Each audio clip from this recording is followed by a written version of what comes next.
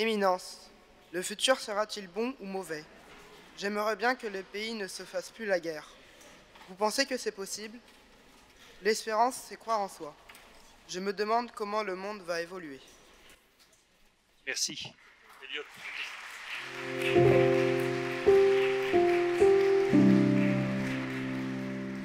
Ta première question, elle est cruciale. Le monde sera bon ou mauvais? Ça dépend de nous. Ça dépend de nous. Je vous disais, il ne faut pas subir l'histoire. Il faut la bâtir. Donc, c'est à nous de construire un monde meilleur. Si nous ne faisons rien, si nous restons passifs, si nous vivons dans la peur, rappelez-vous, je prêche encore pour l'évangile, la parabole des talents. Dans la parabole des talents, il y en a un qui cache son talent.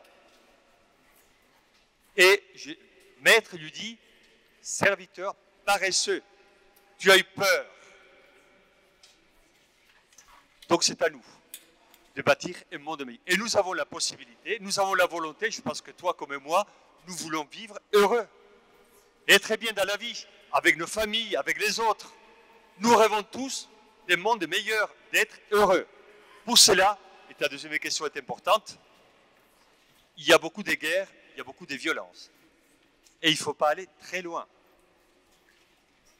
Des guerres et des violences.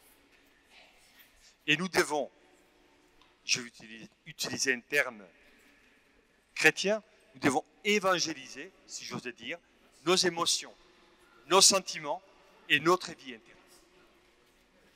Aujourd'hui, dans notre société, quand on prend les réseaux sociaux et autres, il y a beaucoup de violences. On est sans pitié. Nous sommes sans pitié. Et quand on vient à la messe, la première chose qu'on dit, c'est « Seigneur, prends pitié ». On prend les réseaux sociaux et on y va. Alors là, en plus, il y a beaucoup d'anonymat, donc on peut être très dur, très sévère, intransigeant. Je pense qu'il faut changer cette mentalité. La violence n'est pas simplement au Moyen-Orient ou en Ukraine. Elle est aussi chez nous, dans nos propres vies. Et tu as raison, il faut chasser la violence de nos vies. Et comment? Il n'y a pas de mot magique, mais on peut faire le choix. On a la volonté et l'intelligence. On peut se dire, moi, là où je suis, dans mon lycée, dans mon école, dans mon lieu de travail, dans ma famille, je vais cesser d'être violent. Alors je vous dis un mot qui n'est pas très à la mode, j'ose le dire. Je pense qu'il faut retrouver l'innocence. Être innocent. Je m'explique. Il ne s'agit pas d'être naïf. Je le dis au sens étymologique du terme. Les médecins, quand ils font le serment d'Hippocrate, primum non nuocere. La première chose n'est pas nuire. Les médecins le disent. Dans l'Évangile et dans le livre d'Isaïe, on nous dit de ne pas faire du mal. Être innocent signifie ne pas nuire, ne pas faire du mal. Faire le choix de faire le bien. Faire le choix de dire du bien des autres. Pour le mal, on s'en occupe. Vous le savez, dès que quelqu'un a une faille dans la vie sociale, on le dit partout et on le célèbre. Par contre, pour le bien, là on est plus pudique. C'est pour ça que je crois que le côté innocent fait réveiller en nous le côté bienveillant. La bienveillance chasse la violence.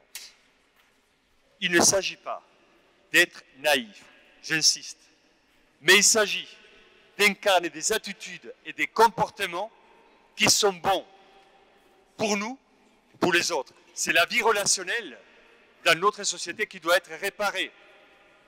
Parce qu'on se méfie les uns des autres. Parfois on se déteste. Et l'Évangile nous dit, aimez-vous les uns les autres. Même si l'autre est différent de moi. Et alors, je dois le respecter. Je dois l'aimer. Et là, je trouve que quand on est dans une logique d'amour, de bienveillance, on chasse la violence. et on devient meilleur, nous et les autres. Parce qu'il n'y a pas que les maladies qui sont contagieuses. Le bien est aussi contagieux. Alors essayons de répandre tout ce qui est bon et bien pour notre société. Merci.